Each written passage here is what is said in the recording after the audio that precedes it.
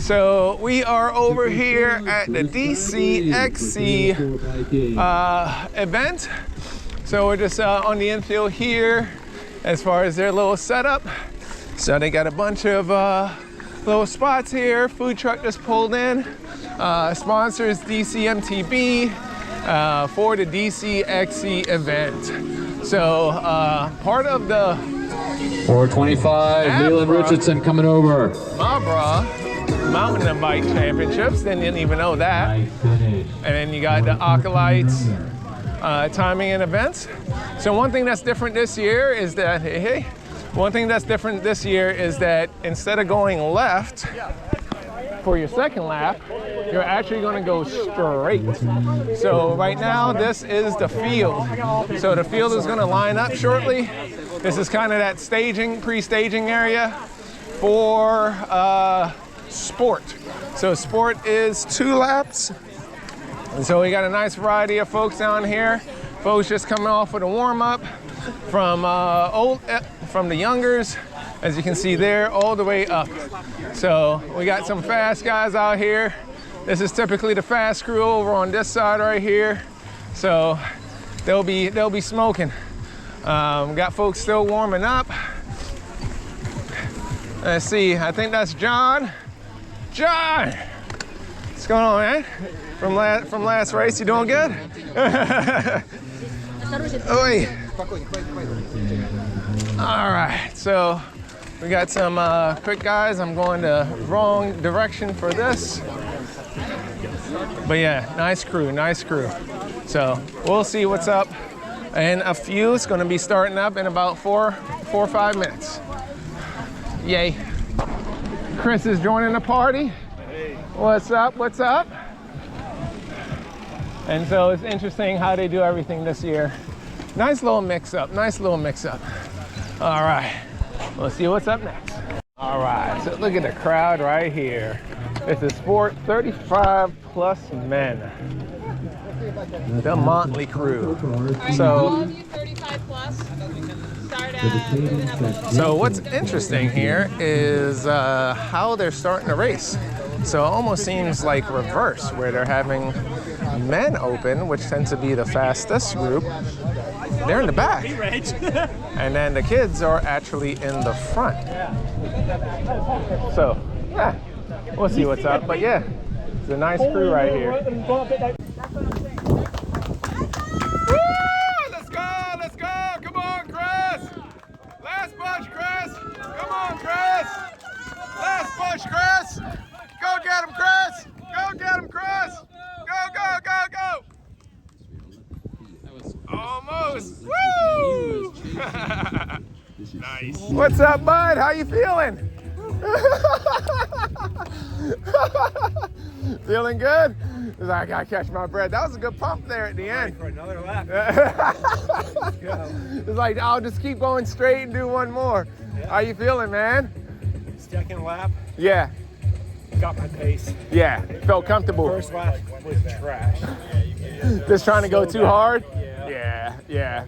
My heart rate stayed pegged for way too long. Couldn't recover. Yep. And just ruined it. What about that long climb up to the farm area? That was like the longest climb of the course. How'd you feel on that one? Sucked. Yeah. Second time I had taken one of my goop pouches. Okay. Plowed it. Yes. 2 people. Nice. Up. Oh, there you go. Go. Yeah. Did heat affect you at all, or you felt good? In the sunlight, you can feel it beaming. Yeah. In the field. Yeah. The shade is perfect. Nice. Yeah, nice breeze and everything too, so that was pretty awesome. Yeah. Nice, man. Hey, you did it. You raced one in a while. That's awesome, dude. These guys are fast. Yes, they are. They took off. I was in the lead for about the first 50 yards. Yeah. And then they just passed me, and I never saw them since. Nah, they were gone. Yeah, they're way faster. Yeah, than I thought they would be. Yeah. A lot of these guys, you can tell. I mean, some of them are from the shop, like Bike Kinetics and some of the other places, Bike Lane. Yeah. Those regulars at a high clip. So, no, that's pretty awesome, man. Yeah. Nice. Well, good job, buddy. Yo, what's going on, folks? All right, I am home from the DCXC. So let's just go ahead and have a lovely recap on this one. So the day was lovely. Felt like low humidity as usual in the morning. When you get there around like 9 something, it's 9:30 or so. The first folks were just going off, which they were starting at, actually, I believe they were starting at 10. So just got there just around 10 o'clock. Had my usual setup and everything for the morning. Forgot my eggs, so that way I went to go get some Chick-fil-A, get some God's chicken.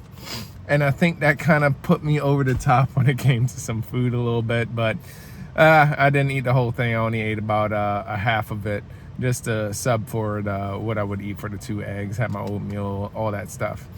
One of the things that I've been trying the past few days is magnesium pills. After talking to the guys last week, John and Keith, they were mentioning, oh yeah, try out some magnesium, because my cramping that I've been having almost every race right around the hour mark, it always happens, and it's a fatigue thing. I don't know if it's fatigue and lack of water or what, conditioning thing, but it's been plaguing me for like 2 years now. When I try to go full bore at that particular point, it always hurts. So today was no different. Right at the hour mark, boop, boop, felt a little spike here and there. One thing on this year, there was faster folks. In the end, I did end up in 8th versus last year I ended up in 6th. Last year though, looking at all the information and comparisons, I was actually faster last year on the Ripmo with the similar, basically the same tires. What can I attribute to that is really that it's a big bike, right? The big bike can plow through all the stuff, and the DW Link I can climb better. Not better, but I can climb really good.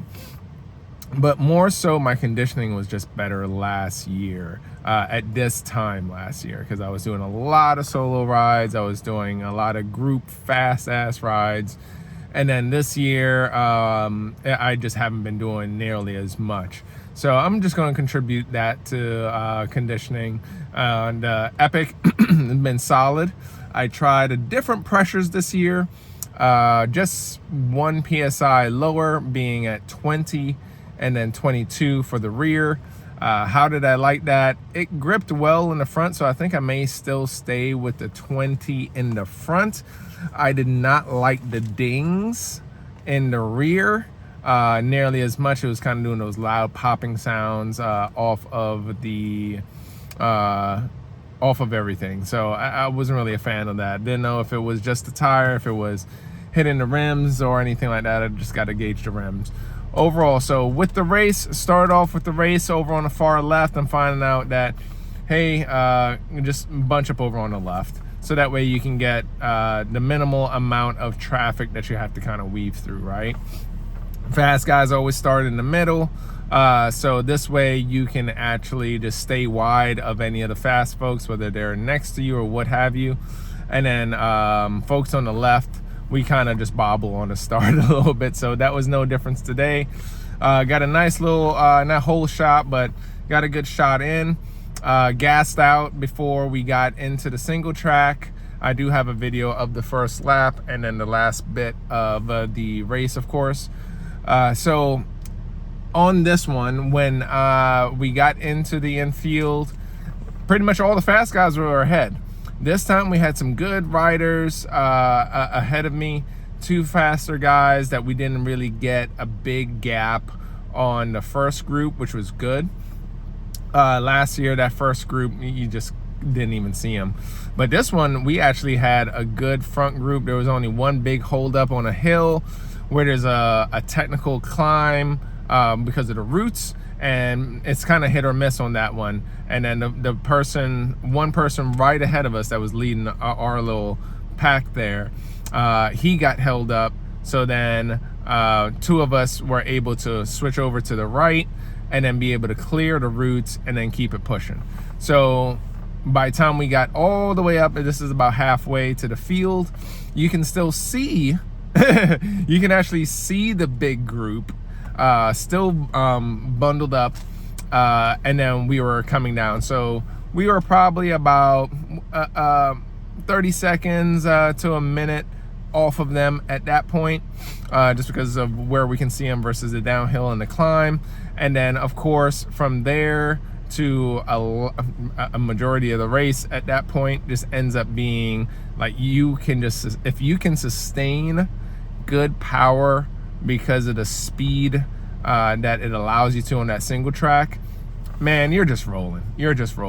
And so I cannot sustain. That's my problem. I need to do more road and then push that envelope a little bit more, but I can't sustain as much. I just get winded, tired, legs hurting, whatever the case may be. So I just go at my pace. In comparison to last year, by the time we finished out that farm, I had nobody directly in front of me, so it was just me. I had no visual, nobody to chase, nothing, like no motivation in that sense. And they got rid of the little log jump that I typically do. They still had that little chicane, and that stupid ass chicane just slows you down so much. I wish they had the log jump. So no more log jump. That log jump actually nets you about 10 seconds and a flow. Because of that flow, you net about 10 seconds as far as 5 to 10 seconds to gain, because you don't have to slow it down, dig out, and then try to pressure to get back up to speed. You can just flow down the hill, jump off it, and be good to go. So damn it, DCXC, I wish you would keep that for those folks that can do it. So yes, it is kind of a cheat mode. So from there, finished up the rest of the race, or should I say the lap.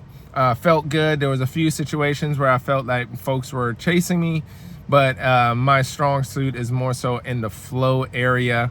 So in those flow areas where I just feel most comfortable on all around, I was able to actually gain and start passing a few people as far as traffic, that is. Didn't really pass anybody on my group 35 plus. I think once we actually had the grouping, that front group of because I came in 8th, that front group of 6, 7, once they were out there, that was it. I didn't see them again after that farmland whatsoever. Even at the last bit of the trail where you're coming back into the finish, I didn't see nobody.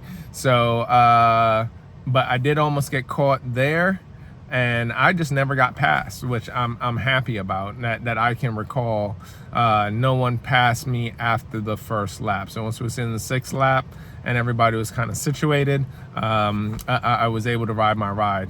What they did this year is that at the start, you have this long grass going all the way out, following the road that you come in. And actually for the 2nd lap, they just cut right into the trail.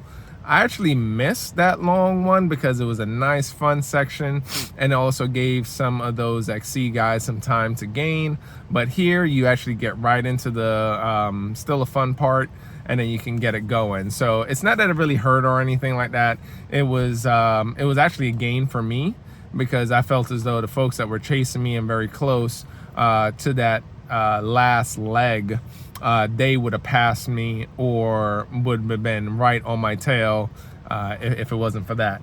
So from there, 2nd lap, I was already feeling a little gassed. For some darn reason, I was drinking my cocktail of body armor and Gatorade very well. I crushed a lot of water so much in the beginning of the race, before the race, that you kind of had that little gut feeling, right? But I was able to sustain, so I thought, hey, I have enough water in my stomach, enough water in my body, that I would be all right. I thought I had enough sugars in the body armor and everything, but no, for some reason I just felt a little off, right? So I was like, all right, well, let's just keep pounding through and keep it going. So my pace, I have to create a sector because of the new shortcut portion, so there has to be a 2024 kind of new section area to kind of really see from the finish point and then doing the lap. So basically, if you're lap 2 or your lap 2 and 3, so that way you can see that data point. It hasn't been created. So I'm gonna try and create that tonight and try to see what my loss was in comparison to previous years, if I could even pull that. Yeah, so if it starts over in the trail all the way to the finish, and then see as a comparison. From there, just rode my ride. Was I at the same pace as the first lap? No. There were areas where I was gearing down a little bit more, and then of course again at that hour mark when I'm 2 miles away, cramp. So I couldn't stand, which is wild. It's like, I don't know what it was. As soon as you kind of stand up to go ahead and attack these corners, you couldn't do it. I just couldn't do it whatsoever. So I just literally sat down, and it's very uncomfortable. So I sat down with the seat down on all the stuff to have my center of gravity lower. So I did that the entire time. And so that was kind of interesting, and didn't mess up anything. And here it's not as technical. It isn't super punchy. So I was able to keep the flow. And I know I was going a little bit slower, but man, the way that I was riding then, as far as keeping the flow without exerting the legs and those punchy twitches, I need to practice that more often. I'm too reliant on my fast twitch muscles, which is what is really getting me. So whether it's a balance or whether it is a gotta hurry up and trying to get up something or whatever the case may be, even on standing, I'm apparently exerting my muscles there on the right leg more so. It's my back leg. So as soon as I get up, kind of getting that squat, something about that is just getting me. So I need to actually just do more calisthenics, more squats. I think the one that will probably help a lot is that wall squat sit type thing, along with lunges. So I just got to get into it. I haven't done anything other than riding. I backed off of calisthenics quite a bit.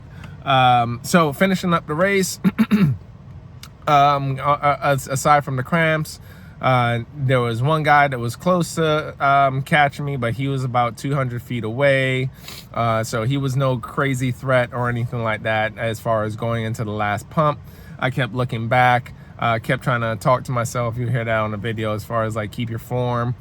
And I was able to keep my form all the way through, got a little bit of spikes and was finished. So that was it, man. I didn't feel great going into the race. Like even at the start, I think all the stuff between the eating, probably a little too heavy, so my body is like doing that thing, drinking a lot of water, all that just had too much in my body as well, I think. So what I need to do is do everything a lot earlier.